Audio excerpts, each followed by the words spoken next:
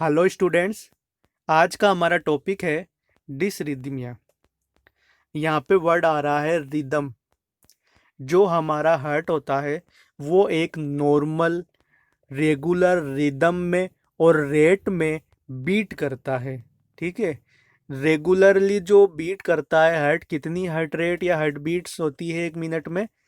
Average 72, या कह सकते हैं अप्रोक्सीमेटली 60 to 100 के बीच में प्रेजेंट होती है। यही होती है नॉर्मली जो रिदम और जो रेट होती है।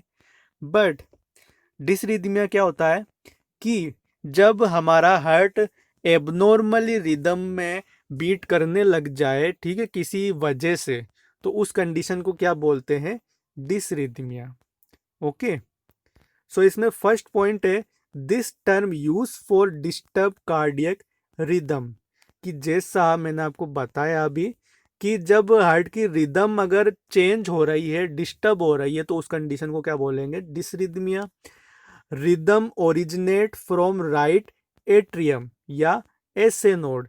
जो राइट एट्रियम में एसए नोड्स होती है, साइनो एट्रियल नोड्स, जिसको हम हार्ट का पेस मेकर भी बोलते हैं, क्योंकि जो भी इम्पल्सेस होती है वो इसी एसए नोड से स्टार्ट होती है, जो हार्ट को कॉन्ट्रैक्ट करती हैं। यही होता है। तो इसलिए जो भी रिदम्स ओरिजिनेट होती है हार्ट में, वो कहाँ से स्टार्ट होती है? राइट एट्रियम से या एसए नोड से। ठीक है। नेक्स्ट पॉइंट है एट्रियल और ventricular contractions are regular and rate between 60 to 100। यानी कि जो मैंने आपको बताया कि जो हार्ट रेट होती है वो जनरली अप्रोक्सीमेटली कितनी होती है? बिटवीन 60 to 100 या एवरेज 72। ओके। सो ये डिसरिदमिया का थोड़ा सा इंट्रोडक्शन हो गया। अब इसके बाद नेक्स्ट आती है इसके टाइप्स, कि डिसरिदमिया कितने टाइप्स का होता है, इसके बारे में हम इसमें पढ़ेंगे। सो उसको पढ़ने से पहले हम थोड़ा सा नॉर्मल ईसीजी के बारे में पढ़ लेते हैं, क्योंकि जो हम नॉर्मल ईसीजी पढ़ेंगे तो उससे के हिसाब से आपको टाइप्स इजीली समझ में आ जाएंगे। ठीक है। सो पहले मैं आपको एक नॉर्मल ईसीजी का डायग्राम दिखाऊंगा, उसके बाद हर टाइप का एक डिफरेंट डायग्राम दिखाऊंगा कि उसमें क्या क्या चेंजेस यहाँ पे देखने को मिलते हैं ईसीजी में। ओके। सो यहाँ पे जो आप डायग्राम देख रहे हो एक नॉर्मल ईसीजी का डायग्राम है, जिसमें जो ये आप इलेक्ट्रिकल एक्टिविटी या इम्पल्सेस देख रहे हो ये एक नॉर्मल बीट में प्रेजेंट होती है। ठीक है। जब हार्ट एक बार बीट करता है, हार्ट में ब्लड आता है और हार्ट से ब्लड पंप होता है एक बीट में, तो उस टाइम ये इम्पल्सेस या ये एक्टिविटी ईसीजी में शो होती है। ठीक है। ये नॉर्मल है।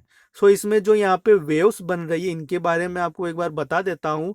फर्स्ट वन जो वेव है पी वेव, ये डिनोट करती है एट्रियल या जो एट्रियम है उनमें डीपोलराइजेशन को। यहाँ पे दो वर्ड आ रहे हैं, देखिए। एक तो आता है डीपोलराइजेशन, ठीक है, सॉरी, एक तो आता है डीपोलराइजेशन, दूसरा आता है रीपोलराइजेशन। डिफरेंस पता चल रहा है? Depolarisation and repolarisation. डीपोलराइजेशन का मतलब होता है कॉन्ट्रैक्शन, ठीक है, और रीपोलराइजेशन का मतलब होता है रिलैक्सेशन। समझ गए दोनों में डिफरेंस? तो अब जैसा मैंने आपको बताया, जो पी वेव होती है वो किसको डिनोट करती है? एट्रियल डीपोलराइजेशन, यानी कि एट्रियम में जो कॉन्ट्रैक्शन हो रहे हैं, एट्रियम जब कॉन्ट्रैक्ट होते हैं, दोनों लेफ्ट और राइट जो एट्रियम कॉन्ट्रैक्ट होते हैं, उस टाइम कौन सी वेव बनती है? P wave. समझ गए? अब सेकंड है इसके बाद क्यू आर एस कॉम्प्लेक्स। ये जो क्यू आर एस कॉम्प्लेक्स है ये कब बनता है? जब वेंट्रिकल्स डीपोलराइज होते हैं। डीपोलराइज यानी जब वेंट्रिकल्स में कॉन्ट्रैक्शन होता है। ओके। जब वेंट्रिकल्स कॉन्ट्रैक्ट होते हैं तो उस टाइम कौन सी वेव बनती है? Q R S complex. Okay. So ये दो वेव्स हो गए। इसके बाद नेक्स्ट वन है टी वेव। ये कब बनती है? जब वेंट्रिकल्स में रीपोलराइजेशन होता है। कहने का मतलब है जब वेंट्रिकल्स रिलैक्स होते हैं उस टाइम कौन सी वेव बनती है? T wave. ओके। और नेक्स्ट वन है यहाँ पे एक और वेव है यहाँ पे यू वेव। ये कब बनती है? जब परकिंजा फाइबर्स रिलैक्स होते हैं। ठीक है, जो परकिंजा फाइबर्स हैं, तीन तरह के होते हैं इसमें, एसए नोड्स, एवी नोड्स और परकिंजा फाइबर्स। तो जब परकिंजा फाइबर्स में एक्टिविटीज होती है उस टाइम यू वेव बनती है। ठीक है, तो एक तो हो गई पी वेव, ये कब बनती है? जब एट्रियम कॉन्ट्रैक्ट होते हैं। क्यूआरएस कॉम्प्लेक्स कब बनता है? जब वेंट्रिकल्स कॉन्ट्रैक्ट होते हैं। टी वेव कब बनती है? जब वेंट्रिकल्स रिलैक्स होते हैं। और यू वेव कब बनती है? जब परकिंजा फाइबर्स में एक्टिविटी होती है। ओके, सो ये एक नॉर्मल ईसीजी हो गई।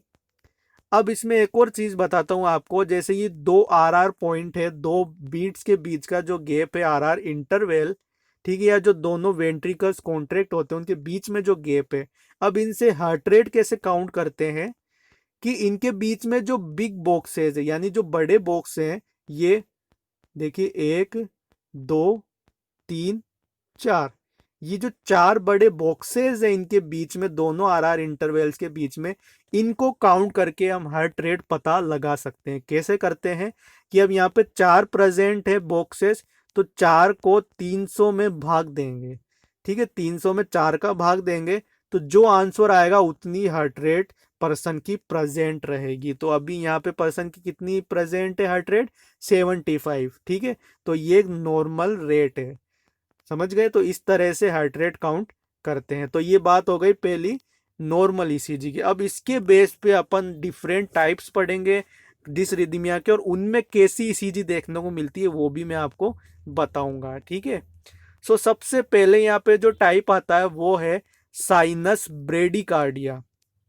ब्रेडिकार्डिया का मतलब आप सभी को पता होगा, जब हार्ट रेट कम हो जाती है, नॉर्मल से कम हो जाती है, यानी जो 60 रेंज है, 60 to 100 के बीच में जो रेंज है, इस 60 से भी नीचे अगर हार्ट रेट हो जाए तो उसको क्या बोलते हैं? Sinus bradycardia. अब यहाँ पे एक और चीज बताता हूं मैं आपको कि जो साइनस ब्रेडिकार्डिया कंडीशन होती है, इसमें हार्ट रिदम में तो बीट करता है बट स्लो बीट करता है। ठीक है, हार्ट रिदम में तो है बट स्लो बीट कर रहा है यहाँ पर। ठीक है, ये बात मैं आगे आपको भी, और आगे जो टाइप्स आएंगे उनमें इनका डिफरेंशिएशन आपको पता लगेगा। ठीक है, तो ये जो साइनस ब्रेडिकार्डियम, ध्यान से सुनना कि रिदम तो कम हो गई, सॉरी, रिदम तो रेगुलर है बट जो हार्ट रेट है वो स्लो है यहाँ पे। अब इसमें जो ईसीजी की दिखाता हूँ आपको कैसी प्रेजेंट रहती है इसमें। ये वाली जो ईसीजी आप देख रहे हैं ये साइनस ब्रेडिकार्डिया की है। जैसा मैंने आपको बताया कि हार्ट यहाँ पे रिदम में है, देखिए जो सारी बीट्स है, जो इम्पल्सेस है यहाँ पे सब रिदम में है बट स्लो है, यानी इनके बीच में गैप ज्यादा है क्योंकि हार्ट धीरे बीट कर रहा है। ठीक है, तो अब यहाँ पे जो अपन काउंट करें इनके बीच के बॉक्सेस, तो कितने हैं यहाँ पे? 1 2 3 4 5 6। पहले जो नॉर्मल ईसीजी थी उसमें कितने थे? 4, पर यहाँ पे कितने प्रेजेंट है? 6। तो हम यहाँ पे अगर 300 में भाग दें 6 का तो क्या होगा? यहाँ पे हार्ट रेट कितनी आएगी? बिलो 50, यानी 50 से भी कम आएगी। ठीक है, तो इस तरह से यहाँ पे क्या पता चल रहा है कि हार्ट यहाँ पे स्लो बीट कर रहा है बट रिदम में बीट कर रहा है। ओके, सो इस कंडीशन को बोलते हैं साइनस ब्रेडिकार्डिया। अब इसके लिए जो इंटरवेंशन या जो ट्रीटमेंट है वो क्या लिया जाएगा? फर्स्ट वन है इसमें administer oxygen S prescribe rate. यहाँ पे अगर हार्ट धीरे बीट कर रहा है, ठीक है, धीरे धीरे पंप कर रहा है ब्लड को आगे, तो क्या होगा? कार्डियक आउटपुट भी कम हो जाएगा। ठीक है, कार्डियक आउटपुट कम होगा तो बॉडी में ऑक्सीजन की कमी होगी, और अगर बॉडी में ऑक्सीजन की कमी होगी तो ऑक्सीजन डिमांड बढ़ जाएगी। समझ गए? और अगर बॉडी की ऑक्सीजन डिमांड बढ़ जाएगी तो उसके लिए हमें क्या करना है? पर्सन को बाहर से ऑक्सीजन प्रोवाइड करनी है। ठीक है, नेक्स्ट पॉइंट है administer fluid and injectable drug according to physician order. यानी पर्सन को एक तो फ्लूइड प्रोवाइड करना है, दूसरा जो भी ड्रग्स बताई गई है, जो फिजिशियन ने ड्रग्स बताई हैं वो इंजेक्ट करनी है, प्रोवाइड करनी है। ठीक है, फिजिशियन ऑर्डर के हिसाब से। नेक्स्ट वन है एडमिनिस्टर एट्रोपिन सल्फेट। ये ड्रग क्या करती है? हार्ट रेट को बढ़ा देती है। ठीक है, जो एट्रोपिन सल्फेट ड्रग होती है ये हार्ट रेट को बढ़ाने का काम करती है। बट ये जो ड्रग होती है ये डॉक्टर के ऑर्डर के हिसाब से ही देनी पड़ती है। क्यों देनी पड़ती है? क्योंकि avoid excessive dose of atropine because it may cause tachycardia. जैसा मैंने आपको बताया ये ड्रग डॉक्टर के ऑर्डर पे देनी पड़ती है कि कितने अमाउंट में देनी है और कैसे देनी है। ठीक है, तो क्यों ऐसा करते हैं? क्योंकि अगर इसकी एक्सेसिव डोज हो जाए तो उस वजह से क्या होगा, पर्सन में टेकीकार्डिया भी हो सकता है, यानी हार्ट रेट नॉर्मल से ज़्यादा भी बढ़ सकती है। इसलिए इसको और डॉक्टर ऑर्डर के हिसाब से देना पड़ता है। ठीक है, नेक्स्ट वन है monitor blood pressure and pulse for hypertension. या पर्सन के जो ब्लड प्रेशर है और हाई पल्स रेट है इनको भी टाइमली एसेस करते रहना है हाइपरटेंशन का पता लगाने के लिए। ठीक है, और नेक्स्ट है prepare patient for application of permanent pacemaker. अब यहाँ पे पेसमेकर की जरूरत कब पड़ेगी? जब ये जो भी यहाँ पे ट्रीटमेंट दिया जा रहा है ये कोई भी काम नहीं आ रहा है। ये ट्रीटमेंट देने के बाद भी अगर पर्सन में कोई भी इफेक्ट नहीं हो रहा है तो उस टाइम क्या करना पड़ेगा, पेसमेकर यहाँ पे प्लेस करना पड़ेगा। क्यों? क्योंकि यहाँ हो सकता है कि जो ऐसे नोड्स है या जो पेसमेकर है हार्ट का वो प्रॉपरली फंक्शन नहीं कर पा रहा है, तो उसके लिए यहाँ पे पेसमेकर लगाना पड़ेगा। ओके, सो ये फर्स्ट बात हो गई फर्स्ट टाइप की, साइनस ब्रेडिकार्डिया। इसके बाद सेकंड वन है साइनस टेकीकार्डिया। अब इस कंडीशन में क्या होता है कि हार्ट रेट बढ़ जाती है, इंक्रीज हो जाती है। कितनी? अबाउ 100 से ज़्यादा अगर हार्ट रेट हो रही है, बढ़ रही है, तो उसको क्या बोलेंगे, साइनस टेकीकार्डिया। अब यहाँ पे भी एक बात नोट करना कि हार्ट यहाँ पे भी रिदम में वर्क कर रहा है, यानी रिदम में बीट कर रहा है, बट हार्ट रेट क्या हो रही है, यहाँ पे हार्ट रेट बढ़ गई है। ठीक है, तो अब इसकी कैसी ईसीजी देखने को मिलेगी वो आपको मैं दिखाता हूं। ये देखिए, अब आप यहाँ पे देख रहे होंगे कि यहाँ पे जो एक्टिविटीज है या जो दो बीट की जो एक्टिविटी है देखिए पास पास है, या इसका मतलब क्या है कि हार्ट जल्दी जल्दी बीट कर रहा है बट रिदम में है। देखिए जो रिदम में है बिल्कुल, बट जल्दी जल्दी बीट कर रहा है। अब जो इन दोनों जो आर आर है यहाँ पे, इनके बीच का अगर गैप काउंट करें तो यहाँ मुश्किल से एक या दो बॉक्स आपको दिखेंगे। ठीक है, एक या दो बॉक्स अगर यहाँ पे दिख रहे हैं तो अब उसको अगर भाग दें 300 में, ठीक है, तो यहाँ क्या आंसर आएगा, अबाउ 100 से ज़्यादा यहाँ पे हार्ट बीट प्रेजेंट होगी। ठीक है, तो ये साइनस टेकीकार्डिया में ईसीजी इस तरह की देखने को मिलती है। अब बात करें इसके ट्रीटमेंट की, सो इसमें क्या करते हैं, first one identify the cause of tachycardia, यानी कि सबसे पहले तो कारण पता लगाना है कि ये कंडीशन क्यों हो रही है, हार्ट रेट क्यों बढ़ रही है। Next one decrease the heart rate by the use of diuretics. अगर यहाँ पे फ्लूइड ज़्यादा जमा है बॉडी में, एडिमा की कंडीशन है किसी वजह से, तो यहाँ पे डायूरेटिक्स देनी है पर्सन को ताकि जो भी अंदर फ्लूइड जमा हो बाहर आ सके। और अगर बॉडी में फ्लूइड का लेवल कम होगा या नॉर्मल होगा तो हार्ट नॉर्मल बीट करेगा। ठीक है, सेकंड वन है यहाँ पे beta blockers. Beta blocker drugs जो होती है ये जो ब्लड वेसल जो हार्ट मसल्स है उन पे जो बीटा रिसेप्टर्स पाए जाते हैं उनको ब्लॉक कर देती है। ठीक है, और अगर बीटा रिसेप्टर्स ब्लॉक हो जाएंगे तो वेसो डायलेशन होगा, और वेसो डायलेशन होगा तो हार्ट रेट ऑटोमेटिकली स्लो हो जाएगी। ठीक है, नेक्स्ट वन है कैल्शियम चैनल ब्लॉकर्स। ये ड्रग्स क्या करती हैं, जो कैल्शियम चैनल्स होते हैं ब्लड वेसल्स पे उनको ब्लॉक करने का काम करती है, और अगर कैल्शियम चैनल ब्लॉक हो जाएंगे तो कैल्शियम का अपटेक नहीं होगा, और कैल्शियम अपटेक नहीं होगा तो वेसोडाइलेशन होगा। ठीक है, नेक्स्ट वन है monitor blood pressure at regular interval, यानी पर्सन का जो ब्लड प्रेशर है वो रेगुलर इंटरवल पे एसेस करना है। क्यों करना है? ताकि जो हार्ट रेट है वो कम भी ना हो और ज़्यादा भी ना हो, नॉर्मल बनी रहे। ओके, नेक्स्ट वन है इसके बाद मेंटेन द सेचुरेशन अबाउट 95%, यानी पर्सन का जो ऑक्सीजन सेचुरेशन लेवल है, जो ऑक्सीजन का लेवल है टिश्यूज में वो कितना मेंटेन करके रखना है, 95% तक मेंटेन करके रखना है। ओके, सो ये बात हो गई साइनस टेकीकार्डिया की। अब अपन थर्ड टाइप पे आते हैं, ये है एट्रियल फिब्रिलेशन। अब ये क्या होता है? In this condition multiple rapid impulses arise from any part of heart, particularly in the atria, and pulse rate increase 350 या 350 to 600 beats per minute।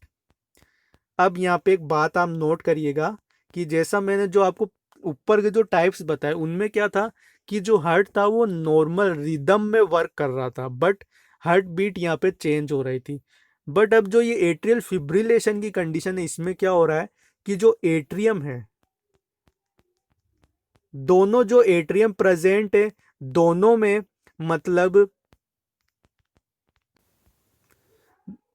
दोनों एट्रियम में फोर्सफुली यहाँ पे कॉन्ट्रेक्शन हो रहे हैं, एबनॉर्मल कॉन्ट्रेक्शन हो रहे हैं, यानी ये रिदम में भी कॉन्ट्रैक्ट नहीं हो रहे हैं, यहाँ पे रिदम भी बिगड़ गई है। ठीक है, जो रिदम है पर्सन के हार्ट की वो भी बिगड़ गई है और जल्दी जल्दी हार्ट बीट हो रहा है, दोनों चीजें यहाँ पे बिगड़ चुकी है और हार्ट रेट कितनी हो गई है 350 टू 600 के बीच में। ठीक है, सो अब यहाँ पे अगर इसके ईसीजी की बात करें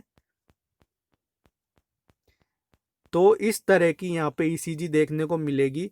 देखिए आप, जो यहाँ पे पी वेव है, आप यहाँ पे पी वेव नहीं दिख रही है, दोनों जो यहाँ पे इलेक्ट्रिकल इम्पल्सेस है ये जो है इनके बीच में जो पी वेव आपको नहीं दिख रही है। क्यों नहीं दिख रही है? जैसा मैंने आपको बताया, पी वेव किसको डिनोट करती है? एट्रियम कॉन्ट्रेक्शन को, इसको ही डिनोट कर रही है। बट एट्रियल फिब्रिलेशन की कंडीशन में क्या हो रहा है, जो एट्रियम है उनमें जल्दी जल्दी फोर्सफुल कॉन्ट्रेक्शन हो रहे हैं, यानी एट्रियम ज़्यादा कॉन्ट्रैक्ट कर रहे हैं एबनॉर्मली, तेजी से। तो यहाँ पे क्या होगा कि यहाँ पे जो है पी वेव यहाँ पे नहीं बनेगी। ठीक है, तो पी वेव यहाँ पे नहीं बनेगी, तो ये किसको डिनोट करती है? एट्रियम फिब्रिलेशन को। ठीक है, तो ये इस तरह की ईसीजी यहाँ पे देखने को मिलती है एट्रियल फिब्रिलेशन में। क्यों देखने को मिलती है? क्योंकि यहाँ पे जो एट्रियम है वो फोर्सफुली जल्दी जल्दी कॉन्ट्रैक्ट कर रहे हैं और बीट कितने को देखने को मिलती है यहाँ पे? हार्ट रेट 350 से अबव। ओके, सो ये बात हो गई एट्रियल फिब्रिलेशन की, ईसीजी की। अब बात करते हैं इसके ट्रीटमेंट की। सो इसका क्या ट्रीटमेंट करेंगे? सबसे पहले जो पर्सन को ऑक्सीजन एडमिनिस्टर करेंगे। Next one, administer anticoagulants to reduce risk of embolism. यहाँ पे एंटीकोगुलेंट ड्रग्स भी प्रोवाइड करेंगे। क्यों करेंगे? ताकि आगे चल के जो एक तो प्लेटलेट्स का एग्रीगेशन ना हो, दूसरा क्लॉट नहीं बने। यहाँ पे अगर क्लॉट बन गया तो दिक्कत हो जाएगी। ठीक है, तो यहाँ पे पर्सन को एंटीकोगुलेंट ड्रग्स प्रोवाइड करेंगे। नेक्स्ट वन है continuous monitoring of cardiac output. अब यहाँ पे एक और प्रॉब्लम देखने को मिलेगी, हार्ट जल्दी जल्दी बीट कर रहा है, एट्रियम जल्दी जल्दी कॉन्ट्रैक्ट कर रहे हैं, इस वजह से कार्डियक आउटपुट भी अफेक्ट होगा। कार्डियक आउटपुट ऐसे अफेक्ट होगा कि यहाँ पे जो एट्रियम है वो जल्दी कॉन्ट्रैक्ट हो रहे हैं, तो क्या होगा कि यहाँ से जो ब्लड वेंट्रिकल्स में वो नॉर्मली नहीं जा पाएगा। ठीक है, नॉर्मली यहाँ से ब्लड आगे नहीं जा पाए क्योंकि यहाँ जल्दी जल्दी कॉन्ट्रैक्शन हो रहे हैं, स्पीड में कॉन्ट्रैक्शन हो रहे हैं। ठीक है, तो यहाँ पे कार्डियक आउटपुट अफेक्ट होगा, इसलिए हमको कार्डियक आउटपुट को एसेस करना है। ठीक है, कंटिन्यू। नेक्स्ट पॉइंट है instruct patient to take medicine at prescribe time, यानी पेशेंट को जो भी मेडिकेशंस प्रिस्क्राइब की गई हैं उनको टाइम से लेना है ताकि ये कंडीशन कंट्रोल हो सके। ओके, सो ये बात हो गई एट्रियल फिब्रिलेशन की। नेक्स्ट वन है इसके बाद फोर्थ टाइप, वेंट्रिकुलर फिब्रिलेशन। अब इसमें क्या होगा कि जो वेंट्रिकल्स है, जो हार्ट के दोनों वेंट्रिकल्स है, इनमें एक्सेसिव कॉन्ट्रेक्शन होंगे। एट्रियल फिब्रिलेशन में क्या हो रहा था? एट्रियम में हो रहे थे। वेंट्रिकुलर में जो वेंट्रिकल्स है इनमें एक्सेसिव फिब्रिल कॉन्ट्रेक्शन होंगे। ठीक है, समझ गए? नेक्स्ट इसके बाद अपन इसकी जो ईसीजी की बात करें तो इसमें कैसी ईसीजी देखने को मिलेगी वेंट्रिकुलर फिब्रिलेशन में? देखिए इस तरह की। अब यहाँ पे आप देख रहे हैं कि हार्ट बिल्कुल भी रिदम में नहीं है। एट्रियल फिब्रिलेशन हो या वेंट्रिकुलर फिब्रिलेशन हो, इसमें हार्ट की रिदम भी अफेक्ट हो रही है। ठीक है, और रेट भी अफेक्ट हो रही है, यहाँ पे दोनों अफेक्ट हो रहे हैं। देखिए यहाँ बिल्कुल भी रिदम में हार्ट बीट नहीं कर रहा है और रेट भी यहाँ पे बिगड़ी हुई है। ठीक है, तो यहाँ पे देख लिया, आपको बिल्कुल भी पता नहीं चल रहा होगा कि कहाँ पे पी वेव है, कहाँ पे क्यू आर एस कॉम्प्लेक्स है और कहाँ पे टी वेव है। ठीक है, तो जो वेंट्रिकुलर फिब्रिलेशन होता है उसमें इस तरह की ईसीजी देखने को मिलती है। ओके, सो अब इसके बाद इसके ट्रीटमेंट की बात करें, सो इसमें फर्स्ट पॉइंट है the treatment should be start with in 3 to 5 days if delay में कॉज डेथ। Sorry 1 second.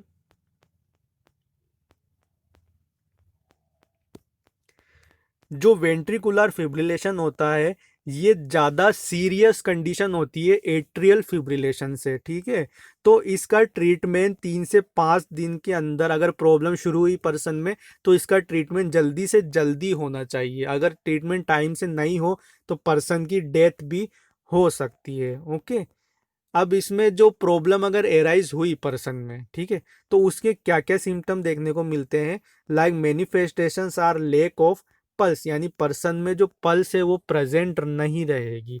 क्यों नहीं रहेगी? क्योंकि हार्ट जल्दी जल्दी बीट कर रहा है। अगर ऐसी कंडीशन आ गई तो क्या करना पड़ेगा? पर्सन को सीपीआर देना पड़ेगा, कार्डियो पल्मोनरी रिससिटेशन। ठीक है, माउथ टू माउथ यहाँ पे ऑक्सीजन प्रोवाइड करनी पड़ेगी। अगर ऐसी कंडीशन अगर पर्सन में आती है तो सीपीआर देना पड़ेगा। नेक्स्ट पॉइंट है continue CPR for 2 minutes and assess cardiac rhythm if it is not present regularly. Start the procedure if again fails, prepare for counter shock. अब जो यहाँ पे सीपीआर पर्सन को दे रहे हैं, ठीक है, अगर जिस पर्सन में वेंट्रिकुलर फिब्रिलेशन हुआ है और वो पर्सन अगर मान लो बेहोश हो गया है, अनकॉन्शियस है, तो उसको सीपीआर प्रोवाइड करना है और सीपीआर कंटिन्यू रखना है जब तक पल्स फील ना हो, हार्ट रिदम प्रेजेंट ना हो। अब अगर मान लो सीपीआर कंटिन्यू देने के बाद भी अगर हार्ट काम नहीं कर रहा है, बीट प्रेजेंट नहीं है, तो फिर क्या करना पड़ेगा? यहाँ पे पर्सन को डीफिब्रिलेशन देना पड़ेगा। डीफिब्रिलेशन क्या होता है? आपने हॉस्पिटल्स में देखा होगा, जो पर्सन के चेस्ट पे वो दो इस तरह से जो है डीफिब्रिलेटर लगाते हैं, शॉक देते हैं पर्सन को। उससे क्या होता है? हार्ट में जो है शॉक, इलेक्ट्रिकल शॉक जाते हैं, इम्पल्सेस जाती है, उससे हार्ट वापस से बीट करने लग जाता है। तो अगर सीपीआर से बात नहीं बन रही है तो पर्सन को डीफिब्रिलेशन देना पड़ेगा। ठीक है, नेक्स्ट पॉइंट है administer oxygen as prescribed and anti dysrhythmic drugs. अगर मान लो पर्सन कंडीशन नॉर्मल हो गई तो पर्सन को एक तो ऑक्सीजन प्रोवाइड करनी है फर्दर आगे चल के, दूसरा एंटी डिसरिथमिक ड्रग्स भी देनी है ताकि जो भी एबनॉर्मल कॉन्ट्रैक्शन हो रहे हैं हार्ट में वो प्रिवेंट हो सके। ओके, अब जो मैं आपको ये बात बता दूं, इसमें वेंट्रिकुलर फिब्रिलेशन में ये सीरियस क्यों होता है ज़्यादा एट्रियल फिब्रिलेशन से? इसमें होता ये है कि वेंट्रिकल्स जो होते हैं ये इनका काम होता है, जो राइट वेंट्रिकल है ये तो ब्लड पंप करता है कहाँ? लंग्स में। और जो लेफ्ट वेंट्रिकल है ये पंप करता है ब्लड कहाँ? एरोटा में। अब मान लो ये दोनों के फंक्शन अफेक्ट हो रहे हैं तो दिखती सी बात है यहाँ से ब्लड आगे नहीं जा पाएगा और यहाँ से ही ब्लड आगे नहीं जा पाएगा, जिस वजह से बॉडी में जो कार्डियक आउटपुट है वो कम हो जाएगा। ठीक है, तो ये इसलिए सीरियस प्रॉब्लम होती है एट्रियल फिब्रिलेशन के कंपैरिजन में। लास्ट वन है इसके बाद वेंट्रिकुलर टेकिकार्डिया। अब वेंट्रिकुलर टेकिकार्डिया की बात करें तो इसमें क्या होता है कि इसमें भी वेंट्रिकल्स में जो कॉन्ट्रेक्शन है वो बढ़ रहे हैं, हार्ट रेट बढ़ रही है। क्या होता है इसमें? Rapid contraction of ventricular muscles at the rate of 140 और ओब्लिक 250 बीट्स पर मिनट। अगर जो हार्ट के जो कॉन्ट्रेक्शन है वो 140 से 250 बीट के बीच में अगर बढ़ जाए, इतनी हार्ट रेट हो जाए, तो उसको क्या बोलेंगे? Ventricular tachycardia. ठीक है, नेक्स्ट पॉइंट है it leads to cardiac arrest. ये कंडीशन से पर्सन को कार्डिक अरेस्ट भी हो सकता है, यानी हार्ट फेल भी हो सकता है। नेक्स्ट पॉइंट है this condition arise due to inappropriate changes distribution on the ventricles. यानी ये कंडीशन क्यों एराइज होती है? क्योंकि वेंट्रिकल्स में जो एबनॉर्मल कॉन्ट्रेक्शन हो रहे हैं उस वजह से आगे ब्लड डिस्ट्रीब्यूट नहीं होगा। इनएप्रोप्रिएट ब्लड डिस्ट्रीब्यूट होने की वजह से कंडीशन सीवियर हो सकती है। ठीक है, नेक्स्ट पॉइंट है regular monitor the patient for changes in vital science and decrease cardiac output. तो यहाँ पे पर्सन का अगर पर्सन प्रेजेंट है कंडीशन में वेंट्रिकुलर टेकिकार्डिया में, तो पर्सन की एक तो कंटिन्यूस है ना उसकी वाइटल साइंस को मॉनिटर करते रहना और कार्डियक आउटपुट को एसेस करते रहना है, क्योंकि यहाँ पे कार्डियक आउटपुट कम हो चुका है और वाइटल साइंस में क्या चेंजेस होंगे, हार्ट रेट बढ़ी हुई रहेगी, ब्लड प्रेशर भी यहाँ पे बढ़ा हुआ मिल सकता है। ओके, सो अब इसका जो नेक्स्ट, अब इसके ट्रीटमेंट की बात करें तो इसमें सबसे पहले तो पर्सन को ऑक्सीजन प्रिस्क्राइब करनी है। ठीक है, नेक्स्ट वन सीपीआर भी यहाँ पे देना पड़ सकता है, अगर पर्सन की कंडीशन बिगड़ चुकी है तो यहाँ पे सीपीआर भी दे सकते हैं। नेक्स्ट वन यहाँ पे एंटी डिसरिथमिक ड्रग्स भी देनी पड़ेगी। किस लिए देनी पड़ेगी, पर्सन की जो कंडीशन है उसको स्टेबलाइज करने के लिए, नॉर्मल करने के लिए। ओके, नेक्स्ट पॉइंट है if patient have not pulse continue the CPR and apply defibrillator.